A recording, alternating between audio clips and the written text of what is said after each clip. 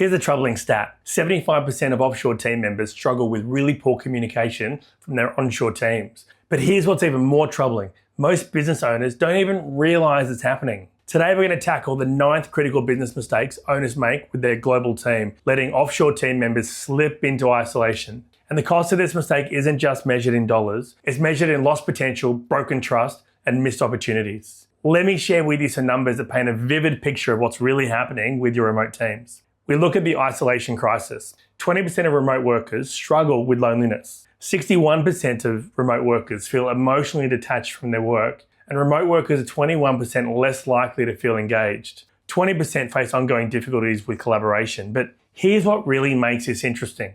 While remote teams can improve output by up to 40%, this efficiency often comes at a hidden cost. It's like having a high-performance engine but forgetting to add the oil. Eventually, something's going to give. Let me share with you a recent example that brings this home. An offshore team member was doing all their tasks perfectly. They were meeting every deadline, they were ticking every box, but when asked about their job satisfaction, they admitted they hadn't felt like a real part of the team in months. They were just going through the motions, feeling completely disconnected from the company's mission and all their colleagues. The consequences of isolation aren't just emotional, they're hitting your bottom line in ways you might never even realize. It's always factored into the human cost. Workers feeling socially disconnected are 50% more likely to experience stress burnout. Stress, loneliness-related absenteeism costs businesses billions annually. Remote workers report feeling depleted and depressed and disengaged. Mental health impacts extend beyond work into their personal life. And here's something that often gets overlooked. When an onshore team member shows signs of stress, burnout, it's really visible. Their colleagues notice, support is offered.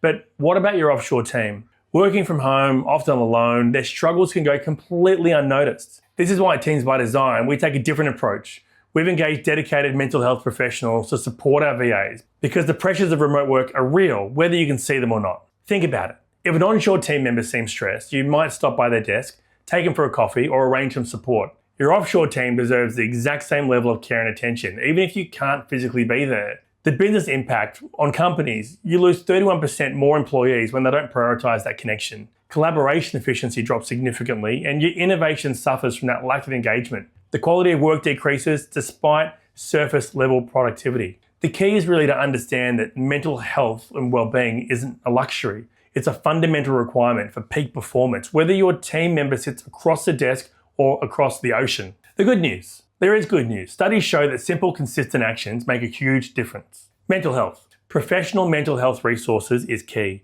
Regular well-being and check-ins is amazing. Stress management training for all team members. You got to have work-life balance coaching.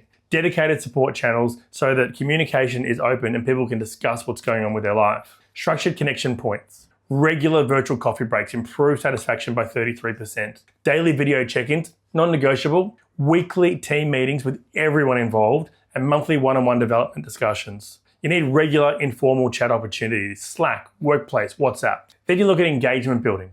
Schedule flexibility for that work-life balance. Be supportive of supervision practices. Clear career development paths. Regular recognition moments and have meaningful project involvement. The key difference, making mental health support as accessible for your offshore team as it is for your onshore staff. Just because someone works remotely doesn't mean they should have less access to well-being resources. Think about it this way. Just as you'd ensure your office has proper lighting, ergonomic chairs, and a supportive environment, your remote team needs the right support structure to thrive. Mental health support isn't an extra. It's an essential part of professional infrastructure. So let's make this practical. Here's your anti-isolation framework. Daily must-dos. Morning video huddle. Non-negotiable. Project status updates consistently. Quick wins. Share them. Challenge discussion, and have personal connection time. Kim, you always show your dog and your pets and we love it. Weekly rhythms. Team meetings with full participation. You want to have progress reviews. Knowledge sharing sessions, social time. So recognize the key moments. And then again, we look at the monthly check-ins. So regular performance discussions, career development talks, process improvement reviews, team satisfaction checks. Yes, ask the team what they think about the work and the business. And celebrate the events. This isn't optional. It's a difference between success and failure with your offshore teams. When businesses get this right, you'll see productivity soars and you want the innovation to flourish and team satisfaction improves. You'll also find retention increases and that quality of work exceeds the expectations. Remember, Companies that create a truly inclusive team see 87% better decision making. That's not a small improvement, that's game changing.